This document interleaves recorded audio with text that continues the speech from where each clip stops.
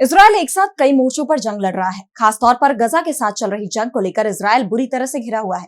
कई देशों ने युद्ध विराम की मांग करते हुए गजा पर इजरायली हमलों को चिंताजनक बताया, उनकी कड़ी निंदा की और अब इजरायल का विरोध बढ़ता नजर आ रहा है। ताजा मामला ग्रीस का सामने आया है, जहां इजरायल के जहाज को तट पर भी खड़ा होने की इजाजत नहीं दी गई। तो क्यों ग्रीस ने उठाया ये कदम? गजा युद्ध पर इसका क्या होगा प्रभाव? जानने के लिए देखिए ये रिपोर्ट।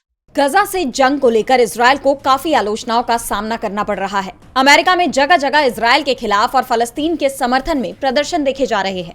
तो संयुक्त राष्ट्र समेत दुनिया के अलग अलग 105 से ज्यादा एनजीओज ने भी गजा की स्थिति पर चिंता जाहिर की है, जल्दी युद्ध विराम की मांग की है। साफ है, गजा के लिए दुनिया का समर्थन बढ़ रहा है, लेकिन इजरायल का विरोध हो रहा है। इसी कड़ी में अब ग्रीस में इजरायल का भारी विरोध देखा जा रहा है। आलम यह है कि देश के समुद्री तट पर इजरायली जहाज को रुकने तक की इजाजत नहीं दी गई, जिसके बाद उसे मजबूरन वापस लौटना पड़ा।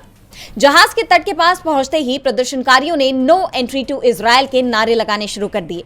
उनका ये विरोध हिंसा में न बदल जाए, इस बात की चिंता जताते हुए जहाज में बैठे यात्रियों को अंदर ही रहने को कहा गया। लोगों के उग्र विरोध को देख जहाज को अपना रूट बदलना पड़ा। क्राउन इरिस नाम के इस जहाज में 1600 लोग सवार थे। ये 6 घंटे की यात्रा करके ग्रीस के साइरोस पहुंचा था, जहां इसे थोड़ी देर के लिए रुकना था, कुछ यात्रियों को उतरना था। लेकिन ग्रीस के लोगों के विरोध के आगे उसे रुकने का मौका ही नहीं मिला, जिसके बाद ये जहाज साइप्रस के रास्ते अपनी मंजिल लिमोसोल तक पहुंचा। ऐसा ही वाकया फ्रांस में भी सामने आया, जहां एक साइकिलिंग टीम को प्रदर्शनकारियों ने घेर लिया। उन्होंने भी इजरायल विरोधी नारे लगाए। उनका कहना था कि फ्रांस सरकार को इन्हें अपने देश में घुसने ही नहीं देना चाहिए। इन घटनाओं को देखते हुए इस बात का अंदाजा लगाया जा सकता है कि आज लोगों में इजरायल के खिलाफ कितना गुस्सा है।